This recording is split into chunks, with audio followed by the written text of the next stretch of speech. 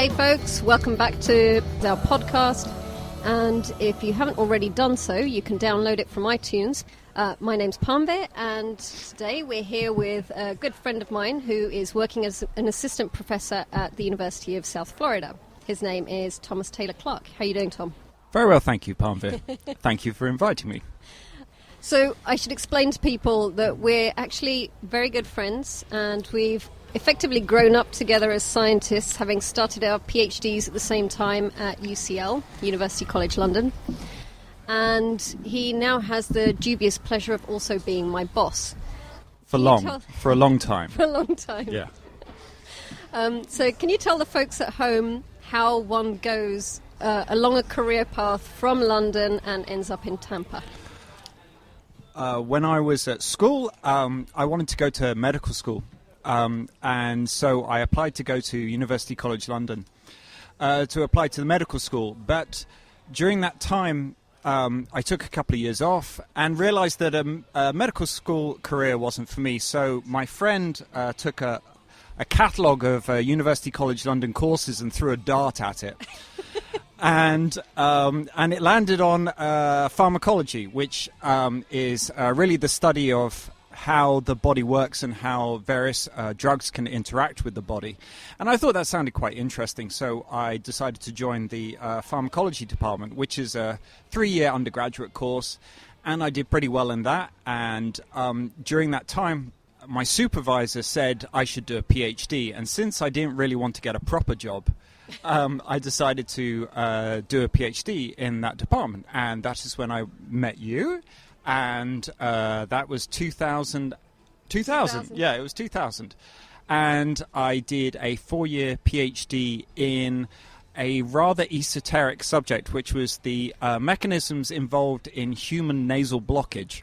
So when you have hay fever and your nose closes up, we wanted to know the mechanisms involved in that. And I did this with human subjects, and I did a series of pharmacological experiments and determined that what we kind of knew all along, which was histamine worked through, which is an inflammatory mediator, worked through a number of different ways.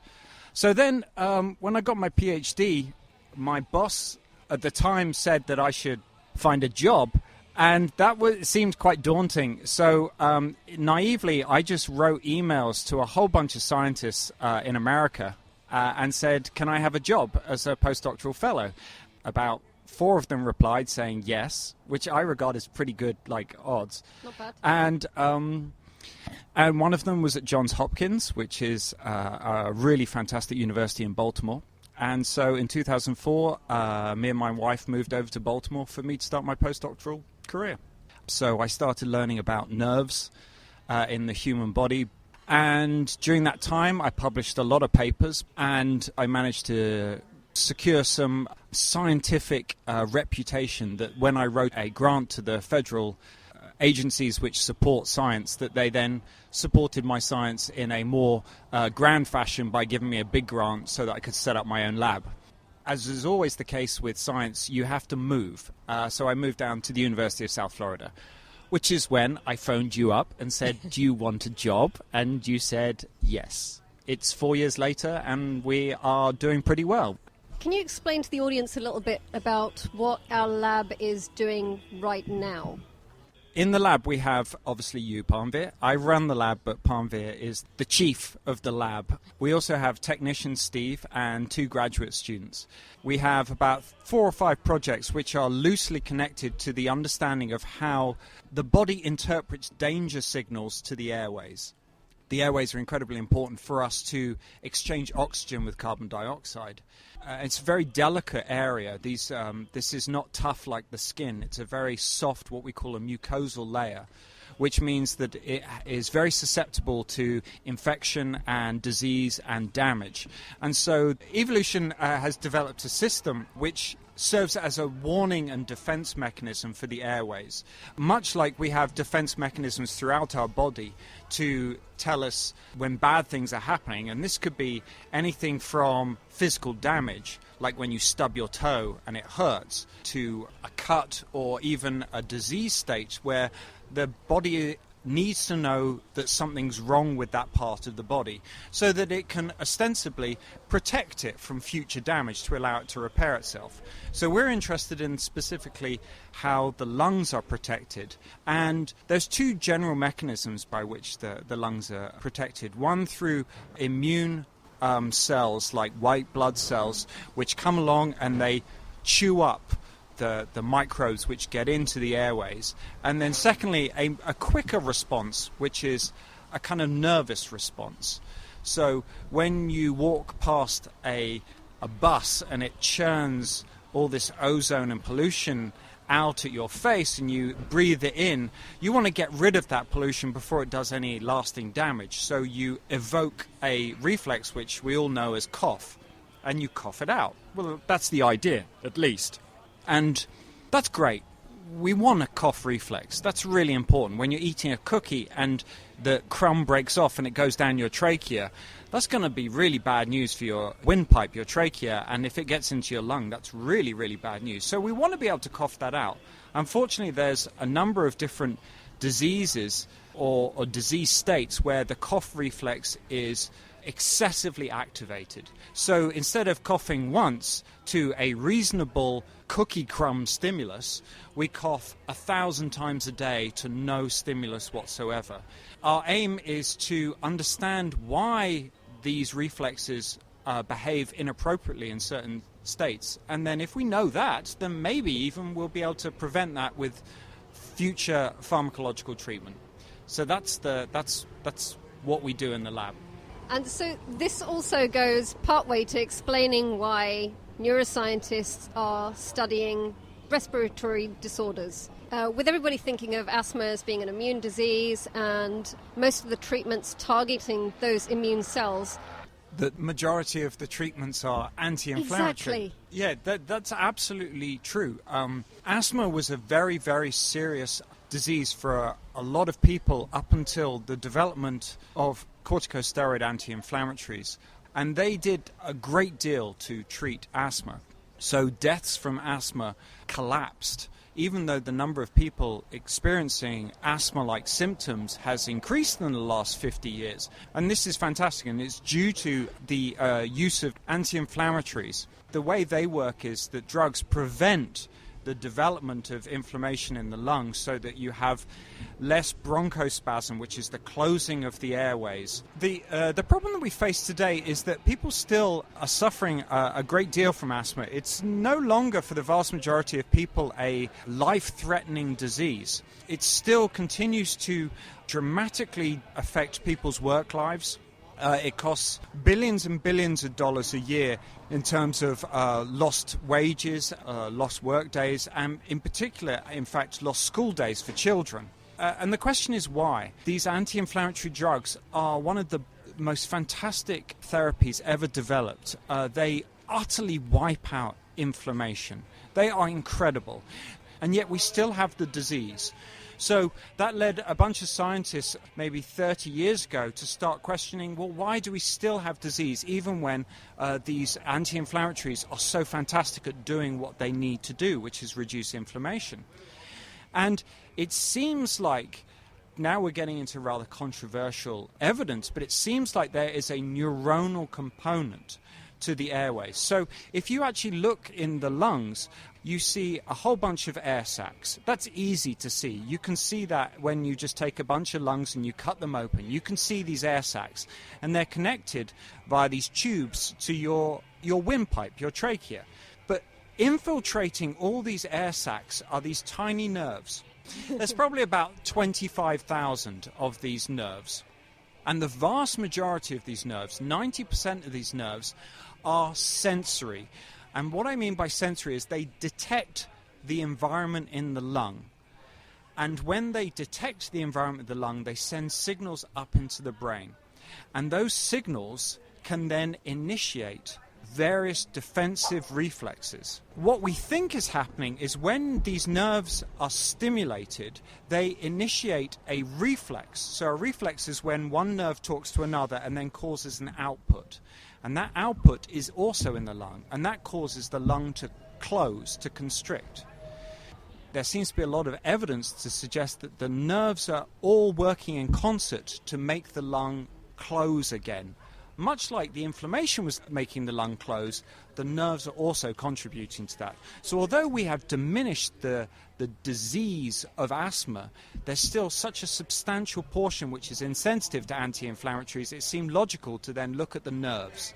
That's why the neuroscientists look in the airways. And in fact, neuroscientists look not just in the airways, but also in the stomach and the esophagus, in the lower intestine, because the nerves are the rapid response of the body. And if you have a disease which affects one part of the body, it's likely that that causes problems with the nerves as well. So irritable bowel syndrome is a problem of the bowels, but it also creates inappropriate behavior in the nerves, which exacerbates that problem. So if you just treat the local tissue and you don't treat the nerves, then you're not solving the entire problem. And so this is why cough is kind of an interesting case, because a lot of people will find that as part of the whole kind of range of symptoms of a cold, they'll have this miserable cough. The cold will eventually go away, but the cough doesn't. The cough pesters you for a very long time afterwards.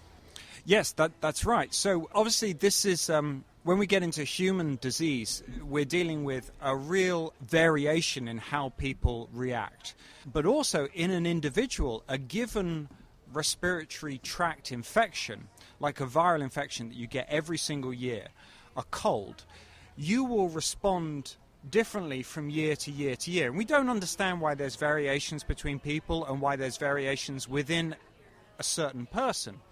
But nevertheless, sometimes when you get a cold, and don't forget this is infection mainly in your nose actually, but it causes an inflammation down your entire airway. And then you start coughing. Well, why are you coughing? Well, you're probably coughing for a really good reason. You're coughing because you're producing mucus. And you want to get rid of that mucus. That serves two purposes. It's kind of a symbiotic relationship. It's quite cunning. It serves the purpose of the human that you want to get that gunk out of your lungs. That's great. But it also serves the purpose of the infective agent as well. It wants to get out of your lungs after it's replicated a million times. It wants to get out and infect other people. So the cough is kind of mutually beneficial for the individual, not necessarily for the human population, but nevertheless, we want to get rid of this mucus. Okay, that's great. That's what we want the body to do. But unfortunately, what can happen is that the inflammation caused by the infection changes how the nerves behave to the point at which then when the infection goes away, because your immune system kills all the virally infected cells, the nerves maintain this inappropriately changed state. So now the nerves think that something's wrong and they continue to initiate this cough, when actually nothing else is wrong, but your nerves are this hypersensitive watchguard who's just saying something's really bad, we've got a cough, and nothing's bad. And so that's when you start getting a dry cough. And a dry cough can be very debilitating for people. I think people naturally feel that when they cough, they want to cough something up. Mm-hmm. They want to feel cough satisfaction. When they don't cough anything up, there's a tendency just to keep going. Now, we don't know if that keep going, like I'm going to cough 10 times because nothing happens. We don't know if that's because the nerves are triggering a cough 10 times, or there's something inside the brain which is saying, well, that didn't work, keep going. So you have a system where the nerves are inappropriately active, and this can be very serious in people with underlying airway disease. So being a healthy individual that you are, you get a cough for 2 weeks, and it's really not a problem. But if you have asthma, you can then, and I have a very mild form of asthma, I don't feel asthma at any point until I get a respiratory tract infection. And then I can cough for about 4 or 5 weeks. And you've heard me. It's really bad, hundreds of times a day. Now, what's the difference between an individual who gets a respiratory tract infection and someone who has asthma and gets a respiratory tract infection? Why is one way worse than the other? And this is a part of science that is continually progressing. We know that there are similar things, substances which are produced by the viral infection, which are the same as those substances produced by inflammatory asthma. And we think that those synergize together to make the nerves overly excitable. What do we want to do about this? Well, there are 3 kind of general things that we want to do about this. We can stop the nerves being activated directly at the source. And in fact, the vast amount of our research goes towards identifying the ways that the nerves are directly activated. We can say, okay, I'm going to stop that, and hopefully we'll stop the disease. But frankly, I don't think that will solve the problem. Although we will stop specific substances activating the nerves are just generally excitable. They're cranky. You know, anything's going to annoy them. And so perhaps we need to change their excitability and prevent them being cranky. And there's kind of 2 ways to do this. One, the nerves themselves, their processes can be acutely changed on a short-term basis by inflammatory mediators. So that's a whole bunch of special words to say that on a short-term basis the nerves can be excitable. And maybe we can target that. But maybe the most critical thing is these nerves actually change their long-term behavior. So at a certain period in an animal's life, if you give them a viral infection, then you will change that nerve's behavior for the rest of its life. So when a nerve used to be perfectly normal and you give it a viral infection, now for the rest of its life it is a cranky, hyperexcitable nerve. You can see how, if that happened in humans, that could represent a plausible reason why you get these continued episodes constantly.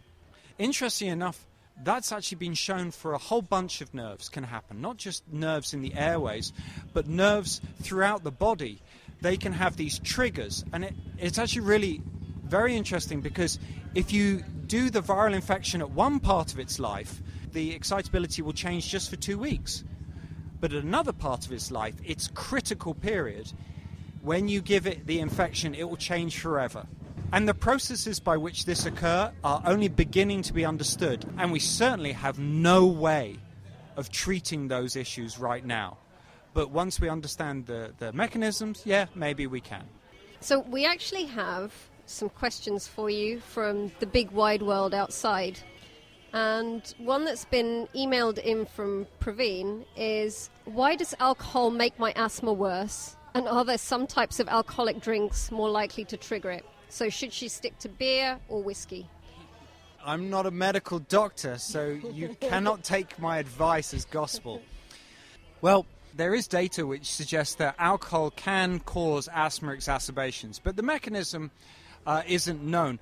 I would probably postulate 3 possibilities, though. The first is chronic alcohol ingestion can cause systemic inflammation, probably because your liver can't cope with the amount of whiskey that you're drinking, Praveen. And so an increase in systemic inflammation will kind of just boost up the amount of inflammation in your lung, causing an asthma attack. I don't know if that's likely. We do know that alcohol can affect nerves, but not directly. Obviously, alcohol has major effects on nearly all nerves, but that's a very high concentration. It's usually a depressive effect. When you get drunk, the feelings of intoxication are due to a depressive effect on the central nervous system. So if you would extrapolate that to the nerves in the airways, you would say that you'd get less asthma because you're knocking down the activity of the nerves. I don't think that happens. I'm not advising IV ethanol as a treatment for asthma. But I think my favorite idea about this is alcohol gets broken down into a number of different metabolites. some of which can then activate the defensive sensory nerves. So who knows, maybe it's possible that she's causing all these things or none of them. I certainly don't know. And what type is the best to drink? I don't know. If you believe that stuff about tannins, you might be inclined to avoid red wine. But the only thing I can think of is the antioxidants in some alcohol may help your anti-inflammatory protection. But I don't know. Don't drink. It's probably the easiest answer. Oh, yeah, that's the best treatment. You know, if you can protect yourself by stopping doing something, you know, when someone says, it hurts when I lift my elbow, well, don't lift your elbow, you know, it's pretty simple. So, via Caroline from Twitter, with respect to the recent very topical IPCC report on climate change, how do you think increasing pollution as a result of this climate change might affect asthma sufferers? That's a great question. We know that the meteorological environment alters how much pollution that we have in the air. So, if I understand this correctly, when you have a hotter environment, the pollution increases from the car pollution, and ozone pollution increases. So if you look at the smog and pollutant data from the EPA, you see it's centered around, obviously, urban areas, but it's centered around urban areas in hot locations. And potentially, I could see how an increase in the warming of the planet, if indeed that occurs, that you could have just simply a greater amount of pollutants in the airways. And we know that pollutants have a number of devastating effects, causing asthma exacerbations. So the answer is probably yes, it will get worse. So one from the floor here from Arturo. How much control do we really have over coughing? And can we really stop mid-cough if we train really, really hard? This is also a fantastic question, which is going to get me into some really in-depth neuroscience about the cough reflex. It actually turns out that you have two completely distinct coughs. And those two coughs are initiated by two completely distinct nerve populations in the lungs. So I'd like to separate these into two types of cough. The first cough is that explosive cough that you get when you inhale something into your windpipe. So when you're, say, drinking and then someone tells a really good joke and then it goes up your nose and then down into your trachea and then you uncontrollably cough. And you can't control this. And in fact, this cough is so powerful that it is not blocked by anesthesia. So when you're in the operating room and you're about to be intubated so that you can be safely ventilated when you're under anesthesia, when you put the intubation tube in, I've no idea what it's called, probably laryngoscope or I don't know, something like that. When it goes into the trachea, even though you're completely out, you cough. And you cough once because those nerves sense that and they cough. But then the nerves go, oh, okay, I've stopped. Then when you pull out the tracheal tube, the nerves detect that change again and you cough again. That cough you cannot control. No amount of control will stop that. I mean, you can't even control it when you're asleep. So, no. However, the other type of cough, which we're far more familiar with when you think about respiratory infections, is a more lower airway cough. So this is in your lungs, and it's kind of a scratchy urge to cough thing, and you're like,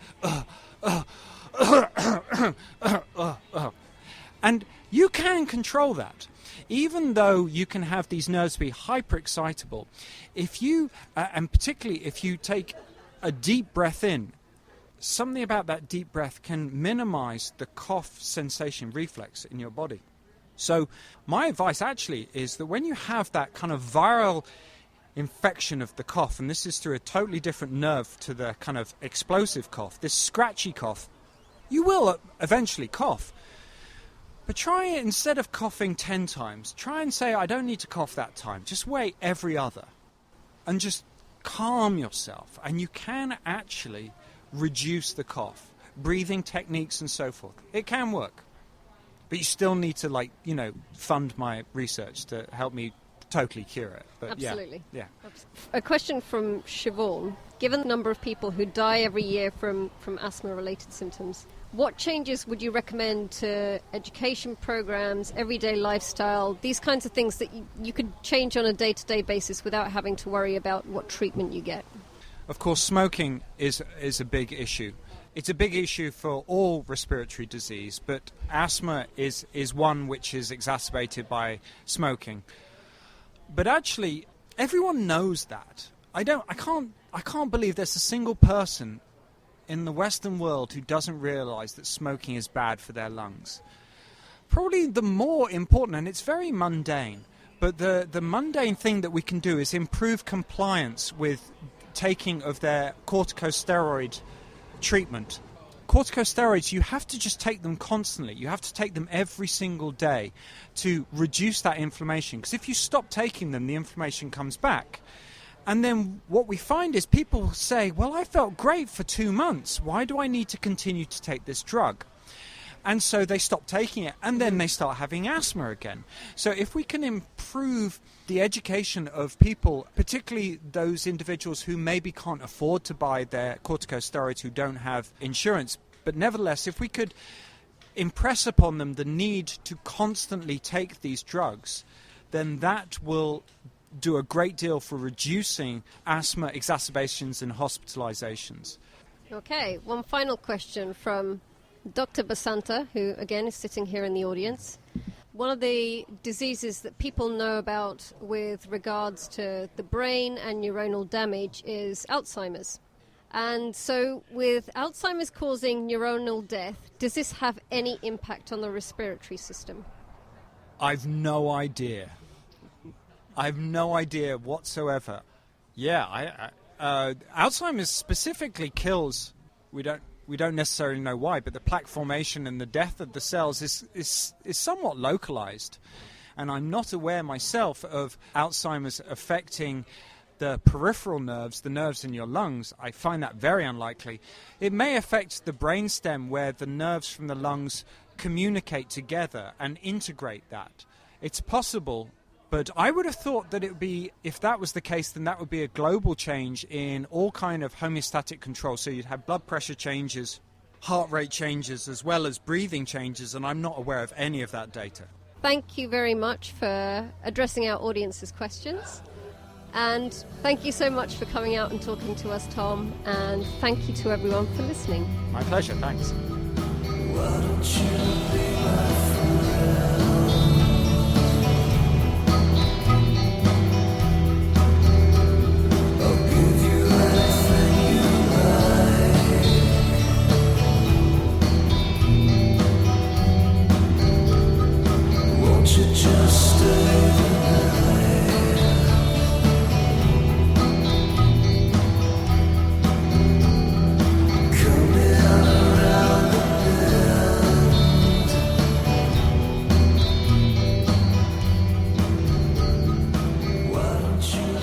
This is a story of my utter stupidity and utter dedication. My wife's 30th birthday is 5 days after mine, and I love skiing. And I hadn't gone skiing in many years, and so my mother very kindly said that she would come over to the US and we'd go skiing together, which is brilliant. So we go all the way to Wyoming, to Jackson Hole, which is pretty good skiing, I may add. My wife at the time is 8 months pregnant. She's not skiing, she's just staying in the rather lovely chalet that we rented. On the end of the first day, my ski boot becomes broken.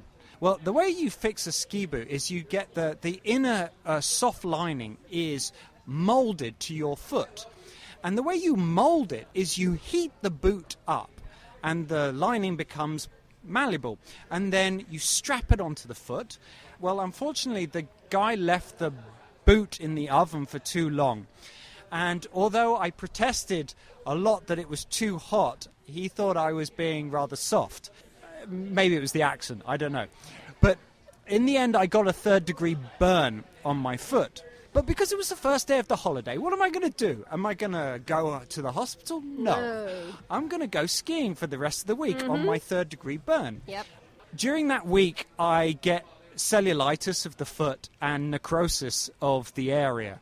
and it's looking pretty bad. And we go back to Baltimore, and the doctor said, "Can you feel that?" as he was poking my foot on the black bits of my foot. And I said, "No." And he said, "That's really bad. You should go to the intensive care." The problem is I have to submit my grant application on Monday. And this is my last opportunity because our money had run out. The game was over. The dream was over. We couldn't live in the land of the free.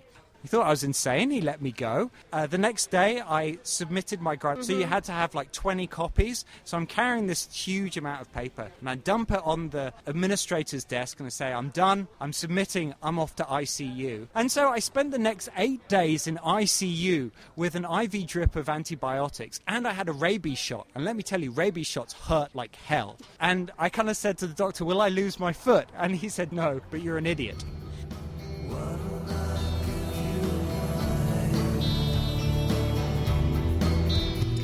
You've just been listening to a Two Scientists podcast. Now, if you'd like to keep up with our new releases, you can follow us on Twitter at 2SCIS, Facebook or Google Plus using the handle 2Scientists, or for the more old school among you, you can check out our website at twoscientists.org.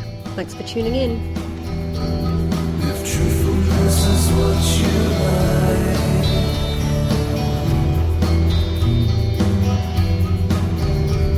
I promise I'll never lie.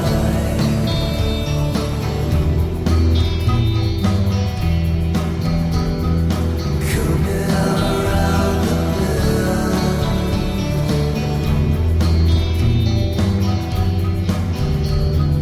Why don't you be my friend?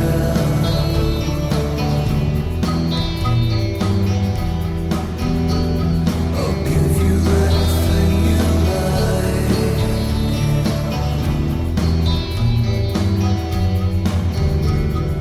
Honey, just stay the night.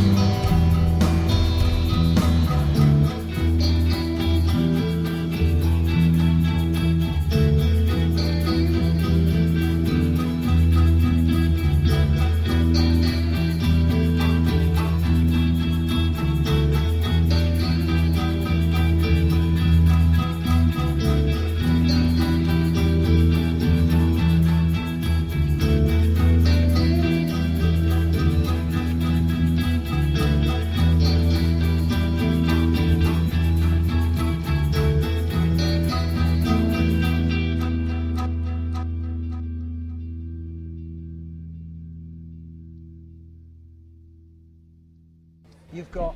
How many vertebrae do you have? 20 odd?